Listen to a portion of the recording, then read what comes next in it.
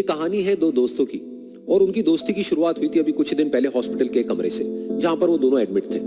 तो दोनों में से जो एक था, उसको अभी कुछ ही दिन पहले एक पैरालिसिस का अटैक आया था, जिसकी वजह से गर्दन के नीचे की उसकी पूरी बॉडी पैरालाइज हो गई थी और वो अपनी एक उंगली तक नहीं हिला सकता था। और पूरे दिन जो भी नर्स उसके पास में आती, वो उसको एक ही बात कहता कि मुझे कोई ऐसा इंजेक्शन दे दो जिससे कि मैं मर जाऊं, अब मैं और जीना नहीं चाहता, ऐसी जिंदगी का मैं क्या करूं।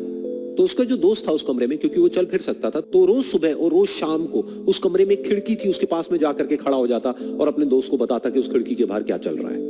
बिल्कुल नीला आसमान है, सफेद बादल है, हल्की हल्की हवा चल रही है और कुछ पंछी उड़ रहे हैं। एक बहुत ही सुंदर बीच है जहां पर कुछ बच्चे मिट्टी के घरौंदे बना रहे हैं। कुछ लोग हैं जो वहां पर बैठे हुए बस समुद्र की लहरों को देख रहे हैं। कुछ लोग जॉगिंग कर रहे हैं, कोई एक्सरसाइज कर रहा है, कोई पतंग उड़ा रहा है। वहां पर एक आइसक्रीम की स्टॉल है जहां पर कुछ लोग आकर के आइसक्रीम खा रहे हैं। और सनसेट के टाइम पे जो पानी है वो पूरा गोल्डन हो जाता है और चमकने लगता है। तो शुरू में तो जब उसने वो सब बताना शुरू किया तो उसके दोस्त के ऊपर ज्यादा असर नहीं हुआ, लेकिन धीरे धीरे उसके अंदर जीने की चाह जागने लगी। अब वो सुबह का इंतजार करने लगा कि जल्दी से सुबह हो और मेरा दोस्त मुझे बताए कि आज यहां पर क्या हो रहा है। कुछ दिन तक ऐसे ही चलता रहा। फिर एक दिन जब वो सुबह उठा तो उसने देखा कि सामने वाला बेड खाली है। फिर उसने नर्स को बुलाया और उससे पूछा कि क्या वो डिस्चार्ज हो गया है। तो नर्स ने कहा कि आपको तो उन्होंने बताया होगा, उनके पास कुछ ही दिन बाकी थे और कल रात को ही उनकी डेथ हो गई है।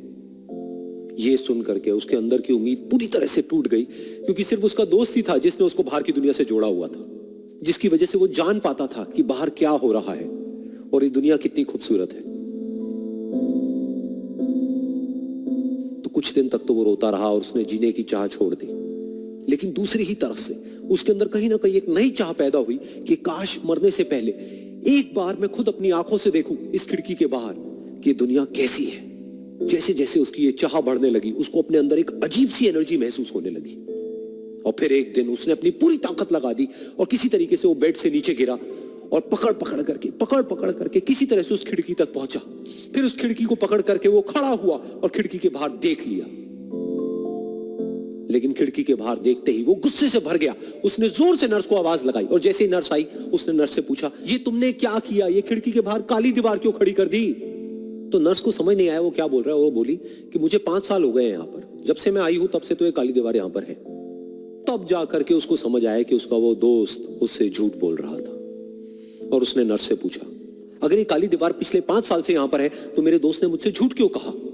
तो नर्स थोड़ा सा मुस्कुराई और बोली कि मैं ये तो नहीं जानती कि उन्होंने आपसे झूठ क्यों कहा, लेकिन मैं इतना जरूर जानती हूं कि जो भी कुछ उन्होंने आपसे कहा उसी वजह से आप अभी अपने पैरों पर खड़े हैं।